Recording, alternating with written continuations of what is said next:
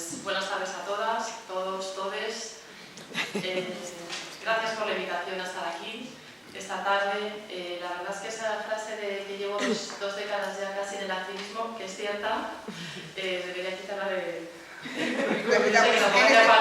este mismo momento la quitamos. Ya está. No es cuestión tampoco de ir dando tantas pistas sobre la edad, ¿no? Pero es cierto, en el año 96 ocupamos la escalera Caracola en Madrid, que es un centro social ocupado de mujeres, y ahí es donde empecé mi activismo feminista y como parte de un grupo de lesbianas que organizamos entonces dentro de la escalera Caracola. No sé si os suena alguna la escalera Caracola, me imagino que sí, ¿no? Porque ahí sigue, ¿no? Sobreviviendo a tanto. Desalojaron la casa, pero bueno, se consiguió otro local y dentro de nada cuento eso también porque vamos a hacer 20 años de resistencia, literalmente, como centro social, ¿no? Como casa, como espacio cultural y político. Bueno, la verdad es que no sé muy bien desde dónde empezar, porque después de escucharte la introducción, después de contestar unas preguntas que me han hecho en una entrevista, de estar hablando con las compañeras, tengo ahora mismo la cabeza como llena de ideas así, pero bueno, creo que voy a seguir el guión para que nos dé tiempo y lo que voy a hacer va a ser acortar un poco lo que pretendía contar. Voy a ver si consigo sobre la masterclass, que es todo un reto sobre un tema tan gigantesco como este, ¿no? Y bueno, pues agradeceros la invitación y luego me encanta ver caras conocidas por aquí, incluso compañeras, compañeros de la plataforma Convici, porque una de mis identidades es la ciclista. Soy ecologista, ciclista, y mira, pues el cruce de identidades se ve hasta en la gente que va a escucharte, ¿no? Se llama feminista, seas maricabollo, ecologista, ciclista, esto de la proliferación de identidades, que es sobre la que voy a hablar aquí, pues es una cosa que vivimos en nuestros propios cuerpos y en nuestras propias vidas, ¿no? Y bueno, quería empezar por ahí. La verdad es que cuando recibí la invitación a hablar sobre identidades dije, sí, tal, sí, identidades de género y sexuales, sí, tal. Luego, según nos íbamos escribiendo los mails, me di cuenta que igual no nos estábamos refiriendo a la misma cosa. Ahora, según te oigo lo de la ley de identidad de género, claro, este es uno de los millones de aspectos que podemos tratar, ¿no? Y luego pensé, ¿yo en qué hora dije que sí a hablar de identidades sexuales y de género? Porque es como el tema, uno de los temas gigantescos sobre los que hablar 45 minutos es casi imposible, ¿no? Entonces, bueno, voy a intentar contar lo que me parece fundamental y además pensando que igual mucha gente no conoce mucho todos estos debates o todas estas cuestiones. Entonces, bueno, vamos a ver si lo consigo y sobre todo eso, dejar tiempo para que luego pongamos en común y dialoguemos, que creo que va a ser lo más interesante, ¿no? Entonces, bueno, para empezar, cuando hablamos de identidades, bueno, yo hice una tesis doctoral sobre identidades.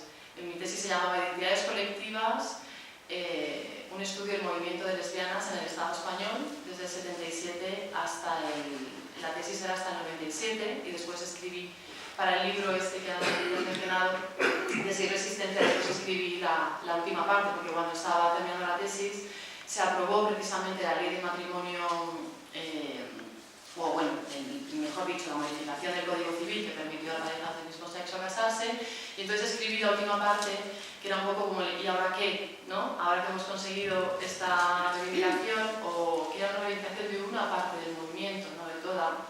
Esto es otro tema también que podríamos debatir, ¿no? Bueno, ya digo, escribí esa parte de, bueno, y entonces, una vez que se consiguió este cambio legal, pues nada, una vez que se consiguió el cambio legal, empezamos a andar, ¿no? Las leyes son, estos avances legales son puntos de llegada, ¿no? Puntos de llegada y puntos de partida, quiero decir con eso, o sea, no que de repente ya se había acabado todo, ¿no? Entonces, bueno, así en síntesis, creo que cuestiones importantes a comentar aquí son, primero, entonces, ¿qué es esto de las identidades? ¿Por qué son importantes las identidades? ¿Y qué debates han generado y siguen generando en los ámbitos feministas, ¿no? El activismo feminista, las teorías feministas y en el movimiento de lesbianas, gays, transexuales, bisexuales, intersexuales, los activismos queer, etcétera, ¿no? Y bueno, básicamente y así como muy sencillito, las identidades pensadas en términos individuales sería cómo se define una persona, ¿no? Y si pensamos en identidades de género y sexuales, pues cómo definimos nuestro propio género, nuestra propia sexualidad, qué es lo que contamos, digamos, al mundo, ¿no?, sobre nuestra identidad.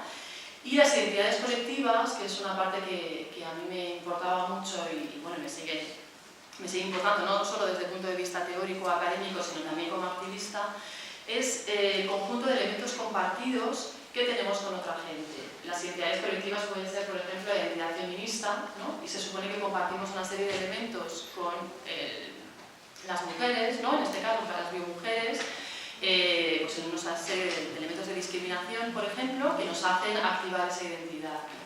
Pero claro, aquí hay muchísimas cosas que podríamos comentar, como por ejemplo, que era algo que a mí me intrigaba mucho cuando empecé con la tesis, era de todas las identidades que podemos tener, una persona, pues si hiciéramos aquí, por ejemplo, ahora mismo una prueba, diríamos, ¿tú cómo te defines? Y ojalá, pues si tuviéramos tiempo, podríamos hacerla, ¿no? Y entonces a lo mejor alguien pues empezaría diciendo que pues yo soy de Burgos, ¿no?, como primer elemento identitario, o yo soy mujer, o yo soy trans, o yo soy boyera, o yo soy ciclista, o yo soy ecologista, o yo soy palestina, o en fin, tenemos una cantidad de posibilidades aquí impresionante, ¿no? Y entonces una de las cuestiones es cuáles serían las identidades que nos definen y por qué priorizaríamos unas antes que otras. ¿Por qué diríamos yo soy palestina igual antes que yo soy mujer? O yo soy boyera antes que yo soy mujer, o me seguís, ¿no? O sea, ¿por qué priorizaríamos unas y por qué le daríamos más importancia a unas que a otras? Pues esta es una pregunta que tiene como bastantes cosas que analizar, ¿no? Básicamente vamos a politizar las identidades o vamos a dar más visibilidad a las identidades, claro, que más nos tocan, que más nos están, digamos, movilizando, que más, por la razón que sea, nos tienen más, pues sí, en la calle o leyendo, o pues por ejemplo el ser feminista, ¿no? Yo cuando era adolescente decía, soy feminista, y para mí eso era, vamos, el carnet de identidad así a muerte, ¿no? Pues igual ahora no sé si empezaré definiéndome como feminista, o a lo mejor tendría que matizar mucho que feminismo. En fin, que es una cuestión muy compleja, ¿no? Y que ha generado, como os digo, muchísimos debates. Yo voy a intentar contar aquí un poquito así una línea, y por eso también propuse lo de acotarlo temporalmente, porque si no esto era como no gigante, sino imposible, ¿no? Entonces, bueno, vamos a hacer ese recorrido. Y luego creo que otra cosa importante que habría que comentar sobre las identidades es que, claro, son construcciones sociales, culturales, no son esencias, no son elementos inamovibles o ni muchísimo menos, ¿no? El, por ejemplo, ser mujer, o el ser lesbiana, o ser gay, o ser español o española, imaginaos, ¿no? Así entrecomillado, son identidades que han cambiado a lo largo del tiempo, ¿no? Incluso en el mismo momento temporal cambiarían en el espacio. Por ejemplo, ser mujer pues no tiene nada que ver con lo que era ser mujer hace unas décadas, ¿no? Y no tiene nada que ver a lo mejor con lo que es ser mujer en otros contextos más difíciles que el nuestro, ¿no? Entonces, en el mismo momento temporal, en la misma identidad, puede no tener nada que ver, ¿no? Esto es muy interesante. Y luego, si pensáramos un poco en qué ha pasado con la cuestión de las identidades así temporalmente, que nos podríamos ir a, bueno, en el tiempo, pues bueno, donde quisiéramos, ¿no? Mientras redactaba las notas para la conferencia, pensé, como no, en Michel Foucault y en su libro Historia de la Sexualidad. Y creo que esto, cuando hablamos de identidades sexuales, de identidades de género, es fundamental, ¿no? No sé si habéis leído el libro, es una trilogía de Historia de la Sexualidad, pero yo es una obra que utilizo mucho cuando doy clase, cuando enseño sobre cuestiones de género y sexuales, porque enseña muy bien cómo todas estas cuestiones tienen una historia. Claro, no son esencias y no salieron de la nada, sino que tienen una historia. Y, por ejemplo, pues, mis alumnas se quedan bastante impresionadas al principio cuando les cuento que las identidades sexuales, por ejemplo, la homosexualidad se creó antes que la heterosexualidad, ¿no? La homosexualidad como categoría médica, que es como surge, como etiqueta médica, ¿no? A mediados del siglo XIX, se utilizó para precisamente etiquetar a todos los sujetos que se salían de lo que era la sexualidad pues sí, monógama, reproductora, todo lo que eran prácticas sexuales diferentes, raras, extrañas, que había que controlar, se agruparon bajo la etiqueta de homosexual, ¿no? Prácticas de sodomía que se llamaban, ¿no? Y bueno, que luego tenían, pues se metían ahí un poco en un pack, ¿no? Junto con la homosexualidad, las prácticas con animales, de ejercicia, etc. Y después, como se había creado ya la categoría, digamos, de control, entonces se dijo, bueno, y la otra cara de la moneda, ¿no?, es la heterosexualidad, que es la sexualidad natural, la reproductiva, la legítima, la que le vamos a dar derechos, visibilidad, etc., ¿no? Así que solo partiendo de esta idea, fijaos nosotros que las identidades no son esencias, sino que tienen una historia, y por ahí es muy interesante saber esa historia, ¿no?, porque da muchas claves para entender lo que pasa después. Fijaos que Foucault, por ejemplo, hablaba de cómo la propia homosexualidad al principio es controlada, de hecho, es creada y controlada por la medicina, ¿no?, como esta categoría de sujetos raros, extraños, que hay que, esto es, etiquetar para controlar socialmente. Y después, bueno, primero, mejor dicho, primero, que se me había olvidado, primero estaba la iglesia, ¿no? La iglesia ahí, de todas las prácticas sodomitas y las cazas de brujas, que parece que no se nos han olvidado, por cierto, estos días, ¿no? Hablábamos antes con el juicio que le están haciendo a esta Rita Maestre por quitarse una camiseta en una capilla, ¿no? Bueno, con las cazas de brujas, la sodomía y todo esto. Esta era la iglesia como institución controlando a los sujetos que se escapaban de la norma, y después es la medicina la que toma el relevo, y que no significa que la iglesia se aparta, como sabemos, ¿no? La iglesia sigue como institución, estoy hablando, más allá de las creencias de cada cual, y después es la ley, ¿no? Es la ley la que va a venir a, digamos, sancionar lo que son las prácticas que van a estar sujetas a derechos y las que no, las que van a ser legítimas, visibles, como decía antes, consideradas normales, naturales, etc., ¿no? Esto es solo para explicaros un poquito lo que es la cuestión de esto que llamamos identidades sexuales, ¿no? Y luego, mira, escuchándote, por ejemplo, estaba pensando que muchas veces pensamos en las cuestiones de las identidades sexuales y genéricas como si no nos tocaran a nosotras y si nosotras somos, por ejemplo, heterosexuales, ¿no? Es decir, parece como si hay sujetos que no tuvieran género o no tuvieran que pensar estas cuestiones o no tuvieran sexualidad, siempre y cuando sea una sexualidad que entra dentro de la heteronormatividad, ¿no? Entonces parece, cuando hablamos de la ley de identidad de género, ¿no?, de los sujetos trans, ¿no?, cuando hablamos de sexualidades y de género, es que parece que nos estamos refiriendo a esas otras personas, ¿no?, que tienen como problemas con sus sexualidades y sus géneros. ¿Me seguís? Aquí todo el mundo tiene un género o una identidad de género, o a lo mejor tiene varias identidades de género, ¿no? Y todo el mundo tiene una identidad sexual o varias, o prácticas sexuales, etc., ¿no? O sea, no son solo los sujetos marginados, estigmatizados, los que tienen un género, una sexualidad, una opción sexual, etc., ¿no? Esto es una manera de decir que a veces solamente hablamos de opciones sexuales cuando no son las heterosexuales, ¿no? La heterosexualidad parece como este campo en el que hemos entrado muy poco a analizar, ¿no? Es como lo mismo que le ha pasado al feminismo cuando, bueno, ya desde mediados de los 90 en adelante, en el ámbito anglosajón sobre todo, se dijo, oye, ¿y la masculinidad? ¿No? Resulta que desde las teorías feministas estamos desmontando y dale que te pego y analizando y tal, las feminidades, ¿no? Y qué pasa con lo femenino y ser mujer y tal, que ahora os contaré un poquito así.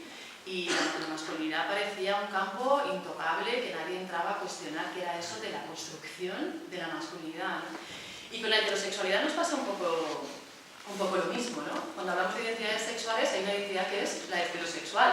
No son solo estos lesbianas, gays, transexuales, bisexuales, ¿no? De hecho hay una cosa que yo hago a veces en las clases, que es cuando vamos a hablar de todos estos temas, digo, vamos a hablar de heterosexualidad, vamos a cambiar, entonces en vez de hablar de los sujetos, digamos, queer, raros, ¿no?, que se escapan a la heteronormatividad, vamos a hablar de los que están en la heteronormatividad, porque no entramos ahí a desentrañar todo eso, ¿no? Bueno, y básicamente esto así solo como introducción, ahora ya voy a la presentación. Las identidades tienen que ver, claro, con las alianzas, que son muy importantes políticamente, ahora os explicaré un poquito. Las identidades pueden utilizarse como estrategias, que esto es una cuestión importante. Yo puedo decir, yo soy migrante, a lo mejor no lo soy, pero estoy en la calle, en una manifestación un día y digo, pues yo soy migrante. Y de esa manera no solo estoy empatizando, sino que me estoy sumando a la lucha. Puedo decir, yo soy trabajadora del sexo y apoyar una manifestación, aunque no lo sea, ¿no? Las identidades se pueden utilizar como estrategias. O puedo utilizar la identidad mujer en un sentido o en otro, o es decir, pues hoy sí me interesa ser una lesbiana visible, y a lo mejor otro día pues no tengo el día, ¿no? Esa cuestión de las identidades como estrategias políticas es es importante también, ¿no? Y las identidades también como generadoras de espacios y las identidades como elementos que tienen que ver con privilegios y con poder, ¿no? Justo estos días tenemos un debate en el correo de la Asamblea Transmarica Bollo de Sol, que es la asamblea del 15M donde estoy, porque hay un encuentro marica no mixto en Madrid, pues como un ejemplo, ¿no?, de los múltiples que nos surgen, ¿no? Entonces ha generado todo un debate de si es marica y es un encuentro transfeminista, como es que no es mixto, es decir, que no pueden ir cis mujeres o mujeres trans, ¿no? Y entonces se ha generado un debate, y esto es una de las cuestiones que nos encontramos muchas veces en el activismo, ¿no?, de espacios de mujeres, bolleras y trans, y entonces los compañeros gays dicen, ¿y nosotros por qué no podemos entrar? Bueno, pues porque vamos a tratar unos temas que necesitamos cerrar el espacio. En fin, esto a lo mejor parecen cuestiones así sin importancia, pero sí la tienen. Son muy importantes, ¿no? Porque tienen que ver con esto que decía de los privilegios, del poder y de la necesidad también de los espacios, de quién construye qué espacios, ¿no? Y bueno, esto es una cuestión a considerar, la dejo aquí enunciada y ahora vuelvo sobre ella, ¿no? Entonces, bueno, como era un recorrido histórico lo que habíamos planteado para acotar un poco esta cuestión, que como veis es muy amplia, yo quería comenzar con esta cita de Simone de Beauvoir, porque es un poco la que dio, imagino que conoceréis, ¿no?, famosa, es un poco la que supuso el arranque de la teoría feminista en el sentido de, bueno, distinguir entre sexo y género, ¿no? De decir, bueno, aquí hay una cuestión que es el género, que es una cuestión cultural, ¿no? No nacemos mujeres, sino que nos hacemos mujeres, ¿no? Y aquí están todas las cuestiones de los procesos de socialización. Y bueno, esto es lo que supuso el arranque de toda esta...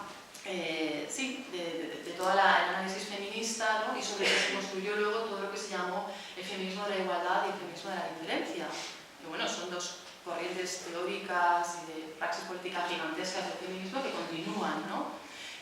Son dos de las muchas. Yo cuando hace estas 2 décadas que hablábamos antes comencé a militar, que es lo que decíamos antes en el feminismo, ¿no? Ya no lo decimos lo de militar, que suena un poco a militar, pero decíamos la militancia feminista y tal, pues yo me acuerdo que andábamos en estos debates, ¿no? De tú eres del feminismo de la igualdad o tú eres de la diferencia, y nosotras éramos de la igualdad a muerte además, no queríamos saber nada del feminismo de la diferencia, ¿no? Sino que estábamos ahí peleando porque las mujeres tenían que conseguir el acceso a las instituciones y venga, y las leyes y estar en todos los lados, y era un poco así, en resumen, que nos dieran la parte del pastel que nos tocaba, ¿no? Entonces la cosa peleona del feminismo de la igualdad, que fue realmente el más importante durante los años 80 y parte de los 90 aquí en el Estado español, pues se contraponía al feminismo de la diferencia, que era sobre todo muy importante en Francia, en Italia, ¿no?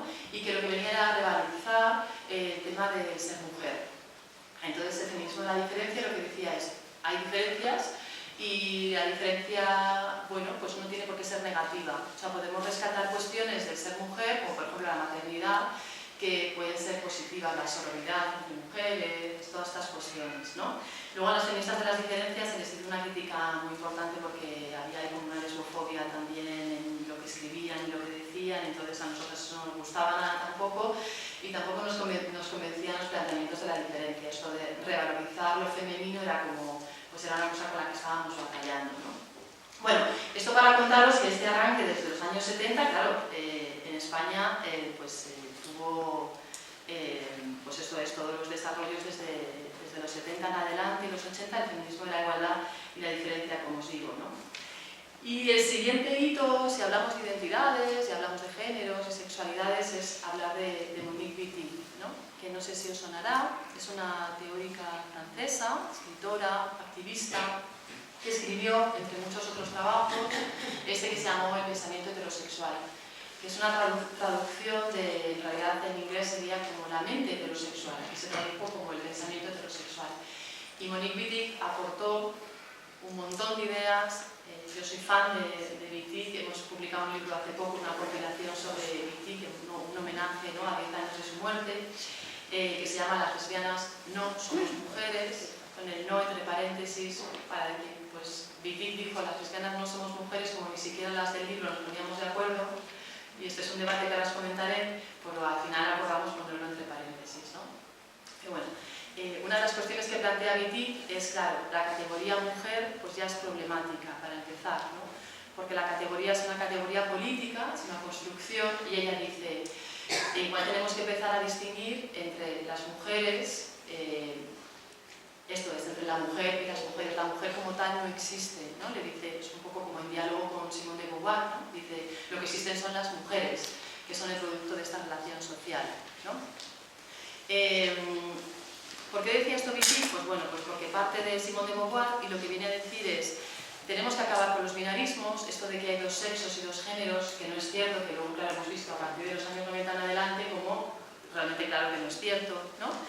Y otra cosa que decía Wittig muy importante para esto que estamos analizando aquí, es que claro, el género no tiene nada de natural. O sea, esto de lo femenino y lo masculino, que son construcciones sociales, no nos sale de manera natural, no se deriva de nuestros cuerpos de manera natural, ¿no? Son construcciones sociales. Esto es la feminidad, la masculinidad, el ser femenino, masculino, masculina, son cuestiones que, de hecho, son actuaciones, ¿no? Esto es lo que va a decir la teoría queer, son performances, ¿no? No hay nada natural para empezar, ¿no? Y dice Wittig, en otra cita que es muy importante para seguir este debate, es no hay ningún sexo, solo hay un sexo que es oprimido y otro que oprime, es la opresión la que crea el sexo y no al revés. Es la opresión la que crea el sexo y no al revés, ¿no? Es decir, no hay una opresión de partida en la que luego nos situamos mujeres y hombres, ¿no? Sino que es esa opresión la que crea el sexo. Podríamos decir lo mismo, por ejemplo, de la raza. La raza como tal no existe, es una categoría política. Es la opresión la que crea la raza y divide entre blancos y negros. No es al revés, no es que la raza existe y luego entonces hay una opresión derivada de la raza. Pues nos pasa lo mismo con el sexo, ¿no? Esta es una aportación muy importante de Wittig. Y luego la otra aportación, bueno, de las muchas, es esta que creo que os traje aquí, esta aportación que es la que ella habla de el guión cultural en la que se inscriben los géneros y los sexos, ¿no? De lo que luego va a hablar, por ejemplo, Judith Butler también, ¿no? Es esto que antes comentabas de la heteronormatividad, ¿no? ¿Y qué es esto de la heteronormatividad? Pues es este marco en el que ella ha llamado el pensamiento heterosexual, la mente heterosexual, ¿no? Lo que viene a decir Wittig en el libro, que os recomiendo que lo leáis, no es nada difícil de leer y yo creo que da un montón de ideas este libro. Lo que viene a decir es, estamos inmersas en este marco, ¿no? En este pensamiento heterosexual y no salimos de ello, ¿no? Y no es ninguna tontería, hay un montón de análisis que están inmersos en el pensamiento heterosexual. Os pongo un ejemplo para que me sigáis. El otro día, por ejemplo, estaba ahora trabajando en esta cuestión de la reproducción y vi un monográfico que ha salido sobre maternidades. Pues el monográfico sobre maternidades eran todo artículos sobre maternidades de diferentes temas y no había nada que no fueran maternidades no heterosexuales. Las maternidades son heterosexuales. Todos los artículos, y había un montón, en un monográfico de una revista, hablaban de permisos de paternidad y maternidad, de los cuidados en la pareja, de, en fin, una serie de temas relativos a las maternidades y no habían considerado para nada otras maternidades, ¿no? Es que no, o más que otras, porque eso de otras siempre suena como otras, ¿no? Que las maternidades son muy diversas, ¿no? No había ni siquiera un artículo sobre ello. Esto es, yo lo veo y digo, esto es un ejemplo de lo que decía Wittig, ¿no? Que por cierto aquí me he equivocado, son 2 T's, no 2 I's. Bueno, Monique Wittig con 2 T's. Este es un ejemplo del pensamiento heterosexual, ¿no? Y hay un montón de cuestiones, por ejemplo, en el ámbito legal, que es tan importante, en la que no consideramos otras cosas que se escapen a ese pensamiento heterosexual. Muchísimas leyes, ¿no? No consideran por ejemplo, incluso la propia ley de violencia de género, no considera a otras mujeres que no sean las heterosexuales, no están recogidas en la ley. O sea, quiero deciros que estos debates no son solo el libro que escribió Wittig, sino que lo que nos interesa es ver todos estos debates qué traslación tienen y para qué nos interesan para nuestros análisis y nuestros activismos, ¿no? Bueno, y después de esta cuestión, entonces entramos un poco en todo lo que serían, que es, digamos, Wittig es un poco la que va a dar el paso a todo lo que se ha llamado los feminismos queer. Y ahora os voy a contar un poquito qué es esto de queer, porque me ha pasado alguna vez por esto de hablar largo y tendido sobre activismos queer y acabar la charla y que alguien me dijera, ¿y esto de queer qué es? ¿No? Entonces, digo, igual tenemos que empezar desde el principio, pero bueno, creo que esto nos lo digamos, presenta bastante bien. Y esta es una cita de Bornstein, que es una escritora trans que tiene este libro que luego ya se tradujo al castellano, que es como Fugitivas del Género, ¿no? Que en realidad en la primera parte del título es hombres, mujeres y el resto de nosotros, nosotras. El título me encanta, ¿no? Hombres, mujeres y todo lo que nos escapamos a esas dos categorías binarias, ¿no? Que son como el blanco o el negro, ¿no? Esto es como en educación que hablábamos antes, ¿no? De niño o niña, azul o rosa, y no te salgas de ahí, ¿no? No te salgas de ahí porque cuando te sales de ahí ya empezamos a tener problemas, ¿no? Pues resulta que luego en la vida real mucha gente se sale y mucha gente, sea heterosexual o no, mucha gente esas cajas le resultan incómodas y le resultan corsés, ¿no? Y a todo esto, la idea de, por cierto, de Monique Wittig, de la heteronormatividad, es muy interesante para bueno, luego hablamos de lo queer y de que no hace falta no ser heterosexual para considerar todas estas cuestiones. O sea, se puede ser heterosexual y ser muy rara también, ¿no? Esto lo hablo yo mucho con mis amigas. Tengo amigas heterosexuales y les digo, pero si tú llevas sacando los pies del tiesto, como se dice coloquialmente, toda tu vida, ¿no? Se puede ser heterosexual y ser normativa, se puede ser heterosexual y ser nada normativa, no casarse, tener esto, estar en una relación poliamorosa, como hablábamos antes, que es poco normativa, ¿no? O se puede ser lesbiana y ser normativa, ¿no? Igual, y está muy bien, cada cual hace con su vida lo que le parece, y entonces querer casarte, ¿no? En fin, hay incluso gays y lesbianas que votan al partido este que no queremos hablar, ¿no? En fin, que os leo la cita de Bornstein para que veáis un poco por dónde os estoy llevando, de ese debate del sexo-género, y ahora vamos a incluir esto que se llamaba entonces en los años 90 este tercer género, ¿no? Y dice Bornstein, al examinar las supuestas diferencias inherentes a los hombres y a las mujeres, ignoramos y aún negamos la existencia misma del sistema de los géneros, ¿no? En realidad esto de las diferencias entre hombres y mujeres pues no es tal, para nada de nada. Es que no somos tan diferentes para nada de nada. ¿Cuál es la diferencia entre hombres y mujeres? Pues esto es lo que nos remite a esto del sexo y del género, ¿no? Esto que se consideraba el sexo como categoría biológica, que ahora sabemos que ni siquiera es eso, no es el a priori sobre el que se construye el género, porque, por ejemplo, hay bebés intersexuales que nacen con, digamos, atributos que podrían ser considerados del género femenino o masculino, podría ser un niño o una niña, y hay un protocolo médico que exige que en 15 días se decida si va a ser un niño o una niña, ¿no? Entonces, incluso el sexo no es un soporte material sobre el que se construye el género, el sexo es incluso maleable. Hay toda una tecnología, ¿no? El género como tecnología de reasignación del sexo a los bebés. Entonces, si hay, por ejemplo, un clítoris muy largo, se decide si se corta el clítoris o se alarga para que sea un pene. Es decir, estamos decidiendo si va a ser un niño o una niña. No hay nada en ese cuerpo que diga si es un niño o una niña. Y además se puede ser una niña con pene, se puede ser un niño con clítoris, si luego es lo que ellos quieren y ellas quieren. Entonces está la cuestión de los menores trans, ¿no? Entonces no hay nada en nuestros cuerpos que diga que somos una mujer o un hombre, que vamos a ser más o menos femeninos, masculinos. Todo eso no es verdad. Y las diferencias que nos han contado que existen entre hombres y mujeres, pues son realmente, ¿cuáles son las diferencias? Las marcamos al nacer por el aparato reproductivo y decimos es un niño o una niña, ¿no? Y a partir de ahí construimos lo que decía Simone de Beauvoir. Construimos las mujeres, construimos las niñas, construimos los niños, ¿no? Les vamos dando las pautas, les vamos diciendo las expectativas, lo que esperamos de ellos, etc. Pero bueno, volviendo a Bernstein, lo que ella viene a decir es, tanto hablar de las diferencias entre hombres y mujeres, las famosas guerras de sexos, ¿no? De las mujeres son de Venus y los hombres de Marte, y nosotras no sabemos leer mapas y ellos no saben relacionarse socialmente. Todas estas cuestiones que son, no tienen ningún fundamento científico, cero.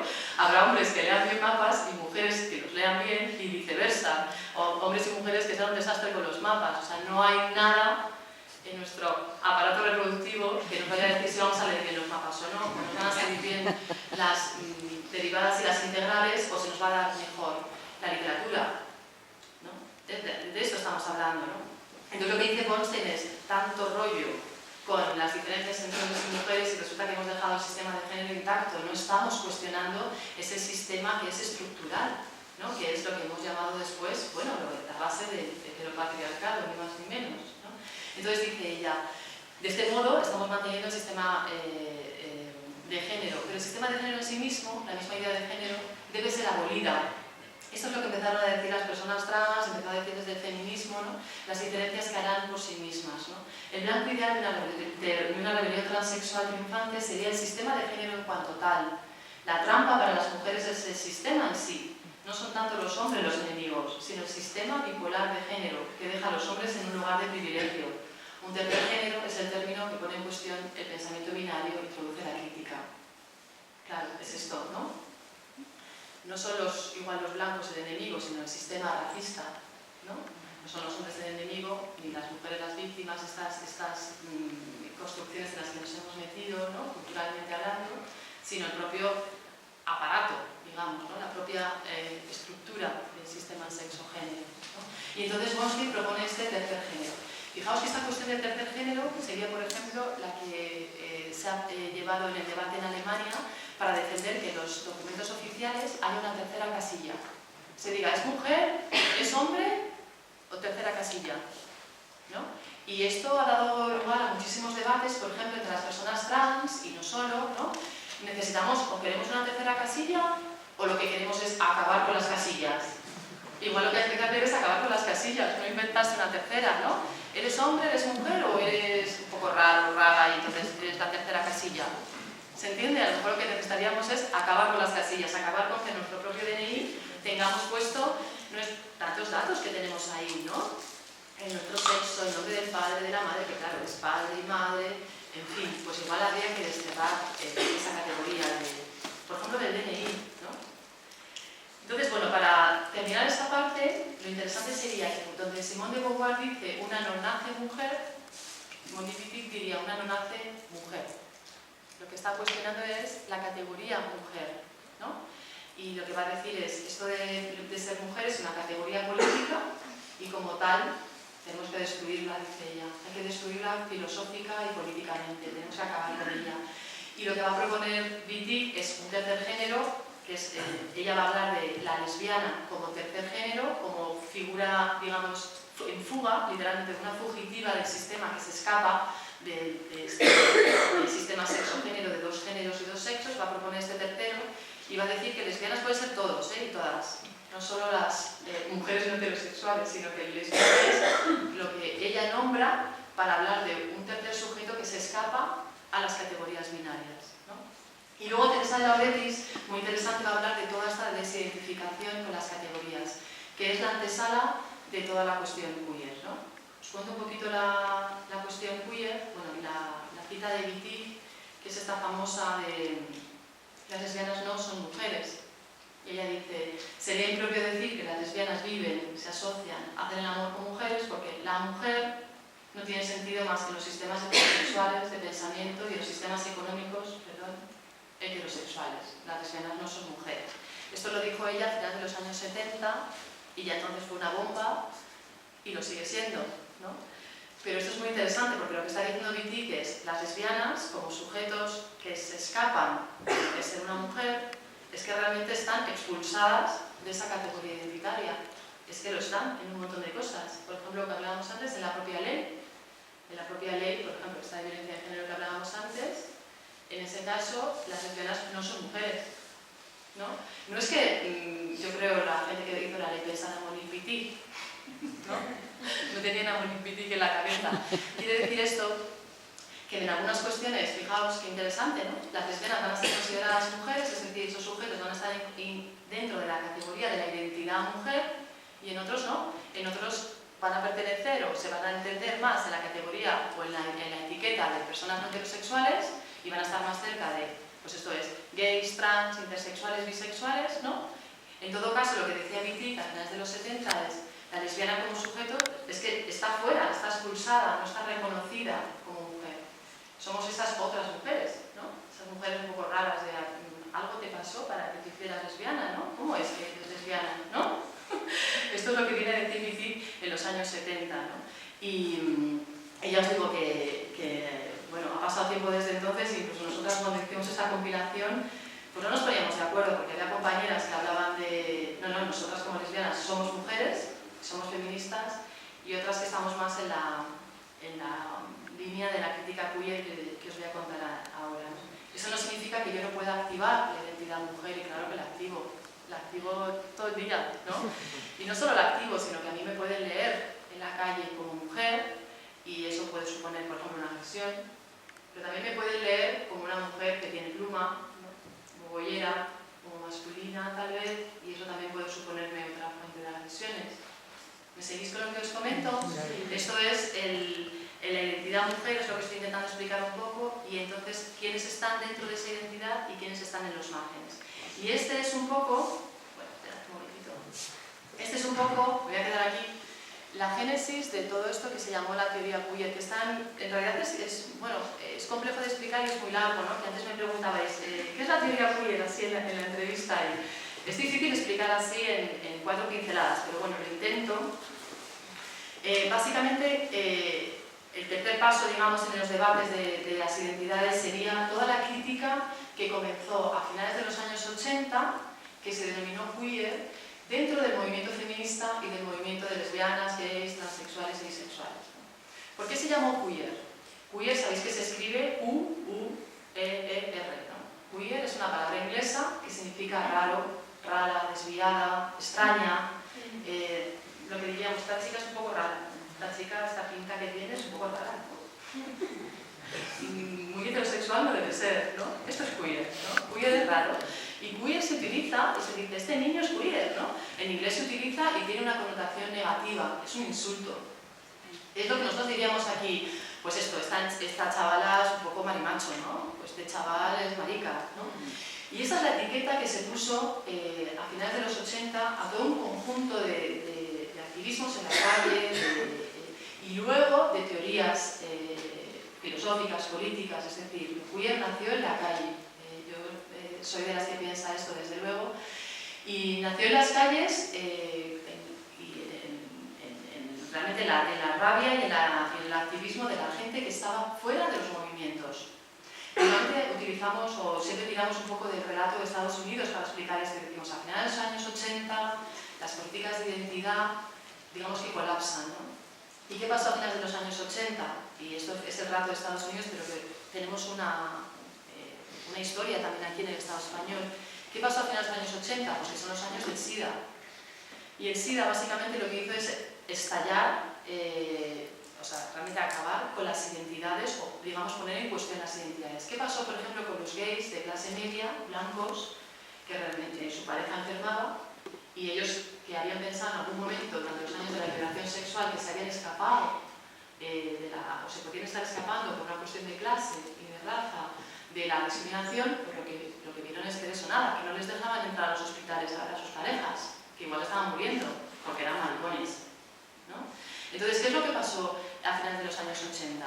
Pues que la propia crisis del SIDA y, por ejemplo, la crítica también de las lesbianas, la crítica de las negras, la crítica de las chicanas, ¿no? La crítica de todos los sujetos que estaban al margen de los movimientos, dijeron, oye, chicas, el movimiento feminista está articulado en torno a una identidad mujer que no nos representa, ni nos incluye, ni habla de nosotras, ni nada de nada.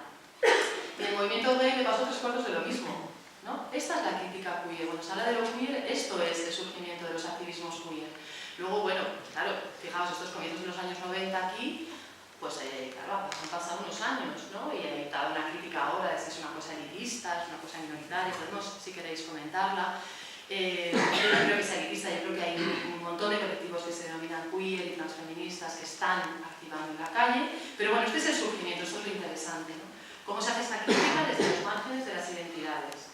Se hace una crítica de la identidad mujer y se hace una crítica de la identidad gay, lesbiana, trans, ¿no? ¿Quiénes eran las personas trans? Bueno, las personas trans incluso es que estaban tan invisibilizadas, ¿no? Que casi no, pues estaban como podían, incluyéndose en los movimientos. Fijaos, por ejemplo, en Estados Unidos que hubo muchísimo debate, muchísimo conflicto sobre si el movimiento feminista se acogía a las mujeres trans o no, si eran mujeres o no. O sea, quiero deciros con esto que esto de dónde dibujamos las líneas de las identidades no es una tontería, tiene unas implicaciones políticas muy importantes, ¿no? En España ese debate no lo tuvimos tanto. En España en realidad nunca hemos tenido esa bronca de sobre el feminismo con las chicas trans. Para nada. Las mujeres trans a mediados de los 90 llegaron pisando súper fuerte y dijeron somos feministas y aquí estamos, como las demás, ¿no? Pero en fin, que esta es la cuestión de la crítica queer, ¿no? Y un poco para que se entienda, creo que esta cita de Teresa de Lauretis, de un texto que se llama Cuando las lesbianas no eran mujeres, que tiene que ver con Nikitis, se entiende muy bien. Y son todos esos sujetos excéntricos. Los sujetos que están en los márgenes, está la definición de Lauretis, que dice hay un montón de sujetos excéntricos, ¿no? Que están expulsados de esas identidades, ¿no? Y fijaos que si leéis un momento la cita, dice ella, el sujeto excéntrico no es solo el que se desvía, ¿no? El que no es convencional, sino también el que no está centrado en la institución, y no solo eso, sino que la institución es que ni siquiera lo ha considerado. Mientras que estaba releyendo a de Lauretis para comentarlo aquí, me acordé, por ejemplo, de cuestiones como la Ley de Peligrosidad y Rehabilitación Social, que se puso en marcha en el año 70, pues los últimos coletazos del régimen franquista, aunque le quedaban 5 años, pero bueno, estaba ya, fijaos, en el año 69, había pasado toda la vuelta de Stonewall en Estados Unidos, estábamos ante la reemergencia de los movimientos de lesbianas y gays en el mundo occidental, y aquí el régimen franquista aprueba la Ley de Peligrosidad y Rehabilitación Social, que era una ley que perseguía, ¿no?, a los homosexuales y, bueno, que preveía, esto es, que los iban a rehabilitar, ¿no? Entonces había una cárcel en Huelva y una cárcel en Cádiz para los homosexuales pasivos en Huelva y para los activos en Cádiz. Pero fijaos que donde voy es que las personas que redactaron la ley ni siquiera consideraron a las lesbianas. Y esto muchas veces cuando se dice pues que las lesbianas, claro, las lesbianas no estaban perseguidas, yo he leído un montón de textos en los que me encuentro y las lesbianas no estaban perseguidas, no estaban incluidas en la diversidad y rehabilitación social como si fuera un motivo de fiesta, ¿no? Y esto es una cosa realmente alucinante, ¿no? Porque la persona que redactó una ley, que era una ley represiva a tope, es que ni siquiera consideró la existencia del sujeto a reprimir. Es que ni siquiera, yo creo que le habría estallado la cabeza si hubiera pensado en dos mujeres teniendo sexo o viviendo juntas, es que ni siquiera se consideraba. Fijaos, esto es impresionante, ¿no? O sea, ni siquiera se consideró para perseguirlas, ¿no? Y esto no es ninguna tontería tampoco, porque las lesbianas no es que no las persiguieran durante la dictadura, pues claro que sí, claro que sí. Algunas acabaron en la cárcel, poquitas y ni siquiera tenemos los datos. Pero a las lesbianas las perseguía todo el mundo. O sea, las familias las denunciaban, las mandaban a los conventos, a los psiquiátricos, se iban de sus pueblos, de sus ciudades, en fin, pasaron unas vidas muy difíciles. Pero no estaban incluidas en la ley. Esto es lo que dice de Lauretis, cuando dice es que la institución ni siquiera podía imaginar ese sujeto, ¿no? Pero fijaos a dónde llegamos, ¿no? A dónde llegamos el nivel de excentricidad, en el sentido de fuera de la etiqueta homosexual. Los homosexuales eran los varones, esto es, las lesbianas no estaban ni incluidas en la identidad a perseguir, ¿no? Y bueno, os traigo, voy a seguir pasando para que nos dé tiempo, 5 minutillos, os traigo algunas fotos, simplemente por traer algunas imágenes de sujetos queer, ¿no? Bueno, sobre el tema queer podríamos hablar largo y tendido, hay muchísimas cuestiones analizadas, si queréis ahora en el debate podemos sacarlas. Esta es una foto de unos drag kings, del fotógrafo transgénero de la Grace Volcano, que me imagino que mucha gente aquí conoceréis, ¿no? Era de la Grace, era una chica lesbiana, psicotrans, es una persona intersexual también, y bueno, es un fotógrafo maravilloso, y tiene un libro que se llama Drag Kings, que son mujeres cis, que significa mujeres no trans, que se visten, performan la masculinidad. ¿Qué es lo que están mostrando aquí vistiéndose de chicos, no? Pues que la masculinidad es, esto es, una actuación, que no hay nada que se deriva de nuestros cuerpos, ¿no? Y que nos vaya a decir si somos más o menos masculinos. La masculinidad es esto, una actuación que se va, esto es la idea de la performance, ¿no? La idea queer del género como un devenir, ¿no? Como un hacer constante, ¿no? Y desde que nacemos en adelante, y ahí la escuela es un ámbito fundamental en la socialización, nos van a ir enseñando lo que es ser una niña o un niño, lo que es ser masculino o femenina, ¿no? Y lo que no es ser femenina o masculino, ¿no? En ese hacer, en ese andar, vamos a ir desarrollando esa feminidad. Pero no. Por ejemplo, Judith Butler habla del hecho de que las mujeres crucemos las piernas al sentarnos, ¿no? Te sientas y cruzas las piernas, te sientas y cruzas las piernas, porque nos han enseñado que, bueno, ser mujer femenina y tal, pues cuanto menos espacio ocupes mejor, ¿no? Así como todas, así, ¿no? A las chinas les hacían ponerse unos zapatos para si no subiesen anos, ¿no? Entonces las mujeres, cuanto más menuritas, más así, que no ocupemos y tal, la masculinidad es todo lo contrario, ¿no? Es llegar y te sientas, ¿no? La batalla del metro, con los niños con las piernas abiertas, en fin. Entonces, el hecho de que crucemos las piernas, y esta es una de las 50.000 anécdotas que podríamos comentar, o no tan anécdotas, sino cuestiones de nuestra vida cotidiana, no se deriva para nada de nuestro cuerpo, sino que hemos aprendido. Y hay un momento en el que de tanto cruzar las piernas consideramos que eso nos sale porque somos femeninas. Pues va a ser que no es verdad. No es verdad, no nos sale porque somos femeninas, ¿no? Yo a veces que veo chicas que son súper femeninas y digo, qué maravilla de performance, de actuación. Pero ¿qué es lo que pasa con la actuación? Que es una especie como de un camino que no tiene fin, porque no hay una feminidad, es una abstracción, ¿no? Es una abstracción, pensemos en la mujer más femenina del mundo, ¿no? Y aún así podrías decir, pues igual te sobran 2 kilos todavía, ¿no? O es un poquito bajita, o en fin, estamos todas andando como hacia una abstracción. Y lo mismo con la masculinidad, ¿no? Cuando vemos que hay muchísimas formas de masculinidad y muchísimas formas de feminidad, y hay muchas formas de feminidad que no se corresponden con un cuerpo de mujer cis, y es maravilloso que así sea. Yo tengo amigos gays que son infinitamente más femeninos que yo, y digo, mira qué bien, ¿no? Qué maravilla, ¿no? Y tengo amigas que son más femeninas también, o más masculinas, en fin, que es toda una amplia gama de posibilidades y maravillosa, ¿no? Y una de las cosas que plantea de la Grace en el libro de Drag Kings precisamente es que, claro, no vemos tanto drag kings. En todo caso, como mucho, conocemos drag queens, ¿no? Porque, claro, no es lo mismo vestirse de mujer, que es como muy divertido, muy gracioso, ¿no? En los carnavales de los pueblos, la gente se viste de chica, ¿no? ¡Ay, qué gracioso!, ¿no? Las despedidas de soltero y tal. Vestirse de hombre ya tiene otra connotación, ¿no? Esto es lo que dice de Judith Halberstam, Jack Halberstam, no sé si habéis leído, un libro que se llama Masculinidad Femenina, y dice, vestirse de hombre, ¿por qué no lo vemos tanto? ¿Por qué no sale en los bares, hay actuaciones de drag kings? Porque vestirse de hombre ya tiene otra connotación. La masculinidad es el estilo del poder, no es el traje del sexo débil, gracioso, del que nos reímos, ¿no? Nos ponemos 2 tetas, una peluca y jajaja, somos una mujer. Vestirse con un traje, haced un día la prueba. Poneros un traje, poneros así, vais a un taller drag king, ¿no? Y os hacéis la performance de ser un hombre. Y eso no tiene nada que ver, ¿no? De hecho, una vez que vas a un taller drag king, es muy interesante porque luego lo ves todo en clave de performance, ¿no? Yo estuve un tiempo que observaba a los chicos y decía, mira, qué bien te sale, ¿no? Qué bien, porque esto, claro, hay que actuar, hay que ensayar, ¿no? No sé si un día solo de un taller, ¿no? En fin, esta es una drag king a la izquierda y a la derecha son los chicos trans. Son los chicos trans que están operados y que además, muy interesante, fijaos cómo miran a la cámara, ¿no? Con todo el orgullo de decir, pues aquí estoy, este es mi cuerpo y es un cuerpo bello, atractivo y no tengo ningún problema, ni soy una persona enferma ni nada por el estilo, ¿no? Esta es otra foto que quería traer también de la Grace, que se llama La Ceremonia, que bueno, está aquí comentando un montón de cosas, ¿no? El tema de las parejas butch femme, ¿no?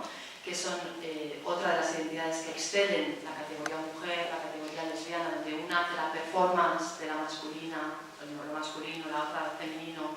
Es una copia de la heterosexualidad, no, porque no hay un original, dirá la teoría queer. No puede haber una copia donde no hay un original. No hay una heterosexualidad original, o la heterosexualidad no es la sexualidad original, es una de las múltiples prácticas sexuales. Entonces, una pareja butch femme, cuando se dice, mira estas 2 lesbianas, ¿cómo copian una pareja heterosexual? ¿Copian el qué? No copian nada. Solo porque ellas puedan performar ese juego, es un juego erótico, ni más ni menos, pues como las parejas heterosexuales, igualito. Lo que pasa es que las parejas heterosexuales hemos considerado que es una cosa natural. Y en las parejas de 2 chicos o 2 chicas pensamos que es una copia, que es algo artificial. No, un juego erótico más, ¿no? Y aparte, estos roles se pueden también intercambiar. Puede ser siempre la masculina o no, y además, ¿qué significa ser la masculina? ¿Qué es ser esta cuestión de etiqueta también ya chirría en sí mismo? Y bueno, pues esto es un poco una foto que alude a todo el tema como veis aquí, ¿no? de una posible boda o algo así, cuando además la persona que tiene el velo pues es un chico, ¿no?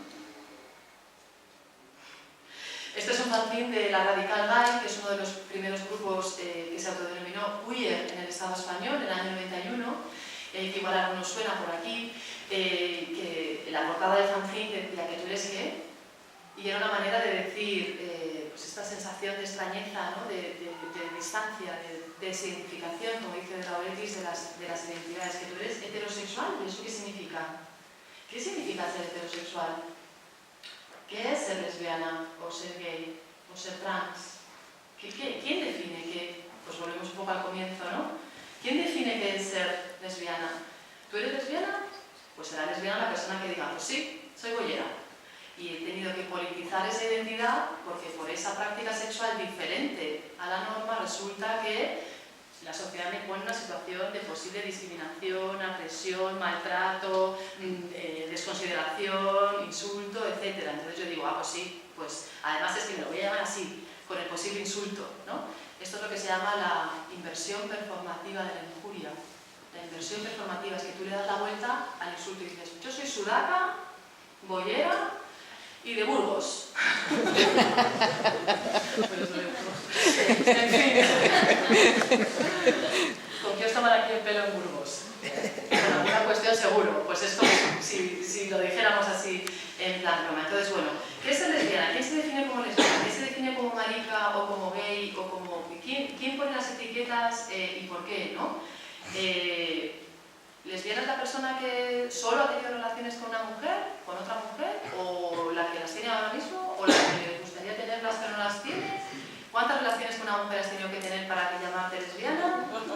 ¿Y heterosexual? Pues a lo mejor es heterosexual y resulta que te mueres de deseo o de amor platónico por una persona del mismo sexo y nunca lo dirías. O a lo mejor eres heterosexual y tienes una doble vida o una triple. Esto es una cosa tristemente habitual, ¿no?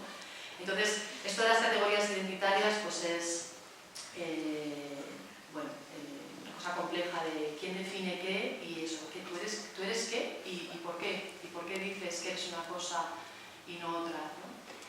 Y bueno, ya para ir terminando, Judith Butler me imagino que os sonará, me salta una parte, pero es que si no nos da tiempo, cuando habla de lo interesante aquí a partir de la crítica queer y sobre todo transfeminista de los últimos años, transfeminismos de toda esta movilización, teorización de los últimos años en el Estado español, que ha puesto pues en primer lugar lo trans, ¿no? Diciendo oye, los cuerpos trans, las identidades trans necesitan que desde el feminismo les demos ya una visibilidad, una reivindicación en esa línea, pero también habla de un feminismo en clave transversal, transmigrante, transfronterizo, un feminismo atravesado por toda una serie de cuestiones de clase, de raza, de etnia, esto que se llama la interseccionalidad, ¿no? No solo somos lesbianas o trans o heterosexuales, sino que también somos blancas, que también somos de una clase, tenemos un nivel educativo u otro, tenemos papeles o no los tenemos, somos refugiadas o no.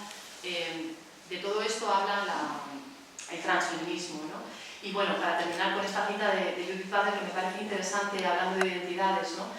Que a partir de toda la crítica queer y la movilización queer de los años 90, lo que se dice es igual no nos movilizamos tanto en torno a identidades, sino en torno a los objetivos que compartimos, ¿no? Y esto, yo por ejemplo estoy en la asamblea del 15M, lo estamos viviendo mucho con el 15M, ¿no? Las asambleas del 15M es una cosa súper heterogénea, yo estoy en la asamblea de Transmarica Bollo de Sol y más heterogénea no puede ser, ¿no? Y nos junta sobre todo los objetivos que perseguimos, ¿no? O sea, no solo somos mujeres, por ejemplo, en un colectivo feminista, o no solo somos lesbianas, somos un colectivo de lesbianas, somos transmaricabollos y hay incluso algunas compañeras que son heteros, ¿no?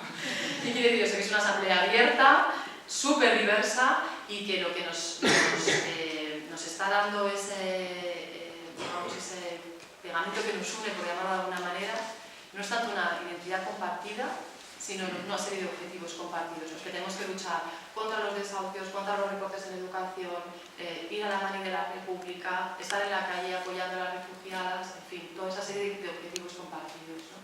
Y creo que esto es interesante en clave de estrategias, como decía antes, ¿no? Y bueno, os traigo esta foto para terminar y para pasar al debate, que si no nos va a dar tiempo, de la revolución será feminista o no será, como decimos en el 15M, seguimos diciendo. Yo creo que la revolución será transfeminista o no será, será feminista queer o no será, será feminista cuando el feminismo esté atravesado y todas estas identidades estén atravesadas y sean inclusivas y no excluyan. Ahí es cuando haremos la verdadera revolución. Esta era un poco la idea que quería comentar, que espero que os haya llegado después del bombardeo de ideas que os acabo de trasladar, ¿no? Y si nos da tiempo luego, pues pongo un pequeñito vídeo, pero si queréis pasamos... Sí, muchas gracias.